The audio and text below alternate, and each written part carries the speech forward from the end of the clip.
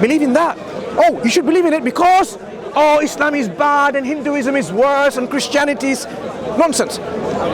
Doesn't make Tunkawanka a true religion, a true God. I understand what you're saying, yeah. Yeah. So, you know, Speaker's Corner is when we are having discussions with different people and within different religious communities talking to each other about the belief system. We've never been here before. But Yeah. we So see it online. traditionally, a few hundred years ago, when people were sentenced to death to be hanged, just before they were hanged in Tyburn over there, not too far from here, they had their last wishes. Say what you have to say before. Oh, really? I thought Karl Marx started it. No. Karl Marx came, so then this became a platform in which you can freely express yourself to the limit where, and then you won't be punished for it, or you won't be held accountable. So it became a free speech corner. So politicians used to come frequently. Karl Marx and others, they came here and they used to stand in a soapbox. Yeah. Yeah, don't really want to be recorded, but yeah. It's fine. Can you not put her on the camera? Yeah. Then what happens over the years, instead of just politics, then it became a place for people can express themselves in whatever they want. Flat earthers used to come, and they're still coming today. I wanted to see all the conspiracy theories. Anti-vaxxers, Yeah. pro-vaxxers, you name it. And of course, religious and ideologist people from this kind of understanding, they came here and are taking the opportunity to talk about and believe, express their belief and try to share their belief with others. As Muslims, we take the opportunity too, because now with, as you can see, this can be broadcasted to a broader audience who can otherwise may not have known or seen in terms of critical discussions taking place with asking serious questions. You will see Muslims discussing with atheists and Christians and so on, and having a common ground. I mean, look, would you put someone down because they are fat? No. Would you put someone down because they speak a different language than English? No. Because they have a different skin color? No. So that's unfortunately mentality of many people. They're racist, they are, I don't know how we're going to call it, shapist, fat, thin, whatever. Islam, when we come and talk about it, we say, look, it doesn't discriminate in anyone on any of these grounds. There is no distinction, discrimination between people in their language, in their color, in their race, in their wealth, whatever. The only difference between human beings is who's more righteous and pious, God conscious in the sight of God. So you can say, oh, look at this individual who's so good in terms of their attitude and their behavior, in their etiquettes, in terms of dealing with people. This man or this woman is helping the poor and the needy, is speaking the truth always, compared to the other person who say it's not. So that is the distinction we can say is a reasonable distinction to make in who is better, right? Yeah. So that is the message of Islam in terms of interaction with people. Our Prophet Muhammad sallallahu alaihi wasallam, do you know about anything about him? Okay. Only what she just told me, which is probably not true. He said there is no superiority over an Arab over a non-Arab, and over a non-Arab over an Arab, or a black man or a white man. So a black man, a black person, is not superior to a white person, and a white person is not superior to a black person. There is no superiority. The only difference, as I said, is God consciousness and piety. The same Prophet said, stand firm in witnessing, okay? Even if it goes against your own self, witnessing to the truth. Even if it goes against your kith and kin. That means when you are going to be a just witness, a person who's going to give testimony, you need to speak the truth even if it goes against your own self, against your own family. So our Prophet, because he's a spokesperson of our Creator, is told to say that, he said this, even if my daughter, Fatima, even if she were to steal, the punishment, not on camera please, on her, right? Even if the daughter of the Prophet, if she were to steal, of course she would not, even if she were to, the punishment should be implemented on her. Now look at what happens in society. If you're powerful and rich, if you're a monarch, if you're a king or a prime minister, What happens if your children of your family does something wrong, a crime? Right? Yeah, they all- It's like the law doesn't apply to you. You bribe the law system so that the punishment is not implemented. That's what people do. But in Islam, the system is that justice is justice. It needs to be served whether it goes against you. Ask him the proof from the Quran. They won't show you the proof. Ask him the proof. Show me the proof. He cannot show that because there is no proof in the Quran. Yeah. So, as I was saying, people are so jealous about this religion. This religion in which it says, like, justice should prevail. Justice. Doesn't matter if you're an Israeli or a Palestinian or an English or a French. Justice is to be implemented. You should not violate just in being unjust. So you should not go and, for example, talking about occupying someone else's land. As an English person, if you did that to French, that's injustice. Just because you have the power. You know how English went and colonized most of the world, right? At one point. And they looted the wealth and so on and so forth. In the eyes of justice, that was wrong. And we have to be, open to this. Like English people did wrong, and whatever is done wrong, we can see if we can mend it back, rectify it. So if it means that the English monarchy and government needs to pay back to these colonized countries, they went to West Indies and Indian subcontinent and so on, give them back what you've looted, for example. That will be justice served. So Islam is built on this primary foundation of justice. So when Islam says, you need to be just to yourself, and what does it mean? You acknowledge that you have a creator, and you give right to that creator. Look, did your parents give you life? Did my parents give me life? They didn't. They were only a process to bring us in life. Life is something like, if life goes away from me, you know what's going to happen? I'll just fall dead. Like a piece of meat, I won't move. Life is something that animates me. Like your soul. Something that animates me, keeps me still living. When that goes away, my soul departs from my body, it will be a piece of meat, flat on the ground, it's not going to do anything. So do you believe, obviously, you only have one life and then you die and you go to, is it Jannah? Jannah or paradise or heaven. So we believe in this life is a life of test to fulfill the purpose what we are created for, which is to worship God alone without any partners. Not saying God has a daughter or a brother, or uncle, or a wife, or a son, whatever. God is one. And we can talk about why God is one. Even rationally it makes sense. Based on our belief and our actions, we will be judged once everything is destroyed at one point. Everything will come to an end at one point. It will be all destroyed. But there will be recreation again, and there will be a day of judgment. And that judgment, no one can help anyone. Your father, your mother, your brother, your uncle, your king, your nation, no one can help you. Everyone will be like shaking with their feet, like there's no helper but what they have accrued in terms of their belief and their actions. The judgment will be such that not an iota of injustice will be done. At that day of judgment, God is the one who will be judged. So no one can help you. Are we ready for that judgment? Did we fulfill our obligation? Did we actually give the right to our Creator why we are created for? So when I talk about life, sometimes people don't talk about it. People know for sure we're going to die, right? I'm going to die for sure, and you're going to die for sure. This belief that I'm going to live forever is a belief in the heart which indicates to you that there will be a life where there will be life forever. It's there already in you, but not in this life. So in heaven, there will be life forever. Or in hell, there will be life forever. So we don't want to go to a hell where there's life forever and punishment. Don't you think that's a terrifying idea that you would live forever? If you either went to heaven or hell, like that's Hell is terrifying. But even in heaven, Okay. you want to live forever. Let's. When you're happy, when you're immersed in joy and happiness, do you feel bored?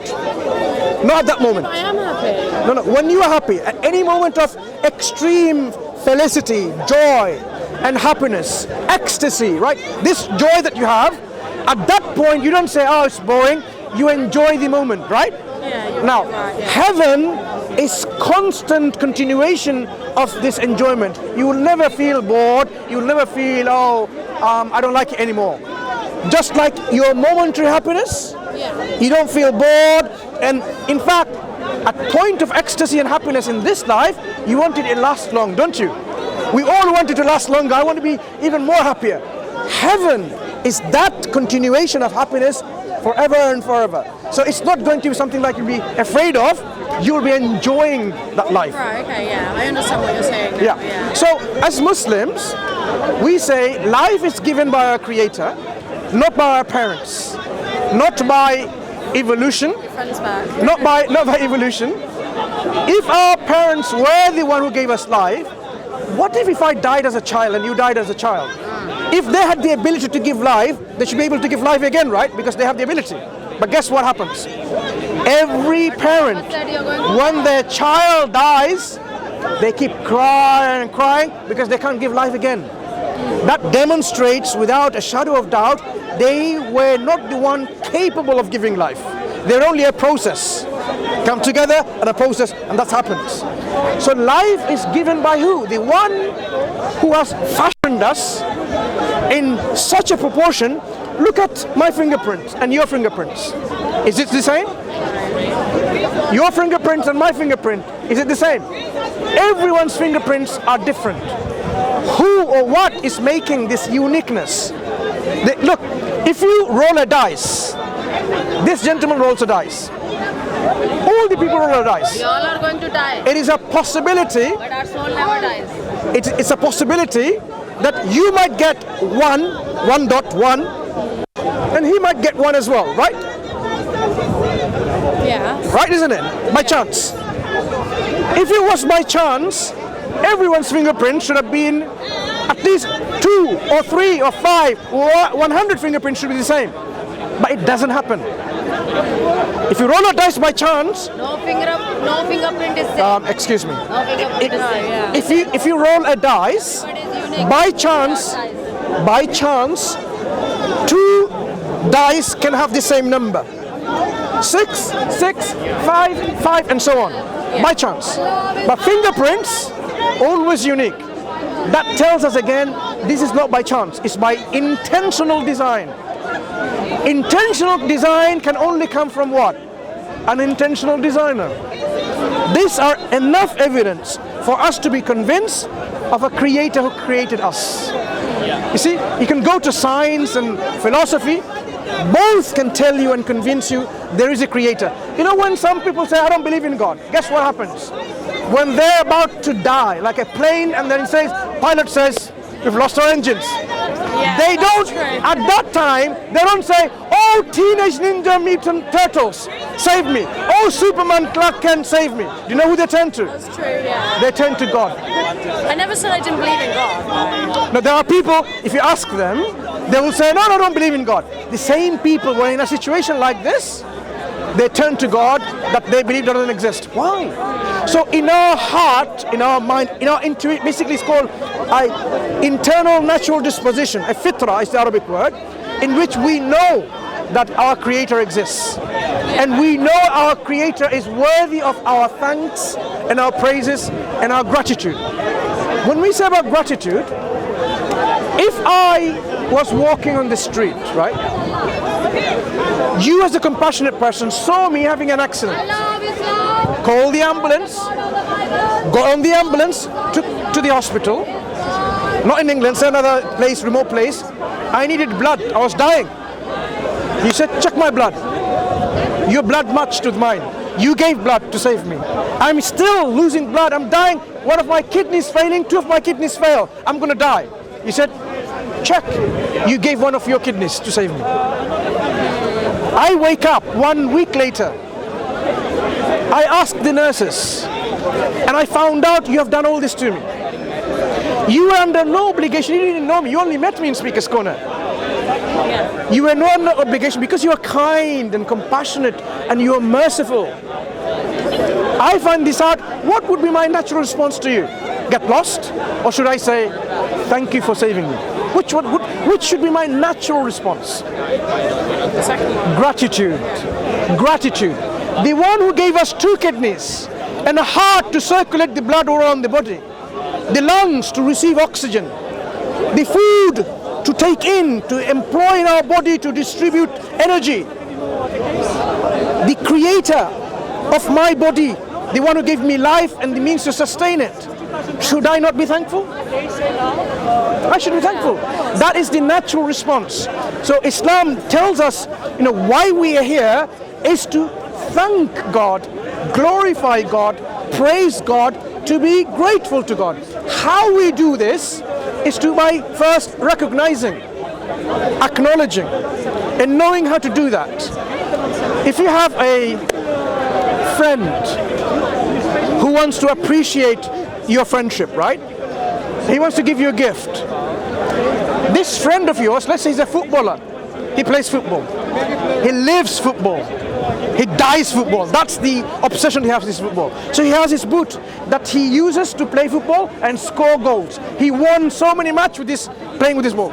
So he considered, what I'm going to do, I'm going to wrap my smelly boots and I'm going to give it to my friend. But guess what?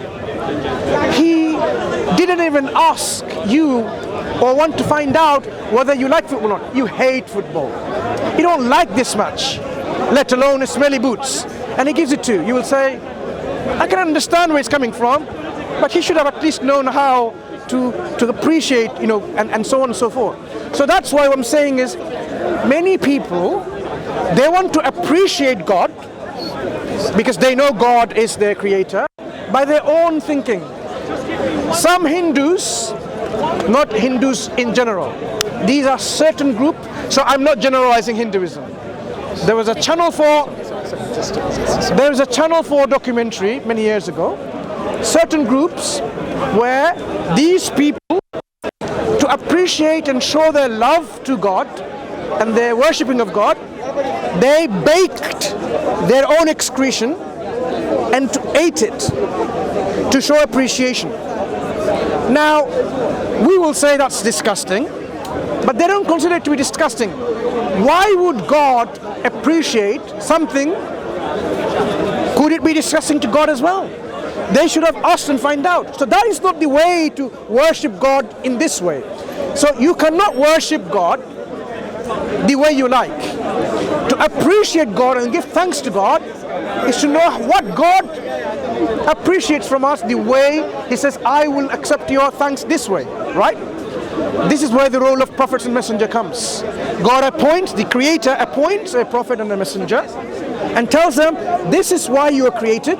That's how you can give thanks to your God and relation to God. And they show to us with proof and evidence.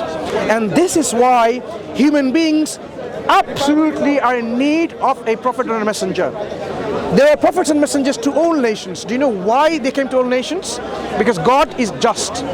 He cannot punish a nation somewhere in the east, far east, without sending a warner, a prophet and messenger, telling them what to do, when He sent a prophet somewhere else, saying, well, why didn't you go there? When there was no way they could go there. Oceans in between. So it makes no sense that God, who is just and fair, punish a nation for not them worshipping God when He didn't tell them how to. But Quran, the final revelation from God, tells us He sent before to all nations a warner, telling them, avoid false God and worship the one and only true God. Be grateful to Him. Yeah? So the way to get back to our God and be right to our Creator and give this right is to know who the final messenger is from God, the final scripture, final revelation from God, and apply that to our life. Then we will have the conviction and certainty that in the hereafter, in the day of judgment, we will be the one who will go to a place of happiness, bliss, tranquility and contentment, and we saved ourselves from punishment, from torture, from suffering. God already sent His final messenger, Prophet Muhammad. His name is Muhammad from Arabia, sallallahu alaihi wasallam, and he was giving the Quran a guidance for all mankind, for all times. The difference between him and all the other prophets is he is the final messenger with the final book, because there is no need anymore now, as humanity has come to a world is a small village now, to a point where the message has reached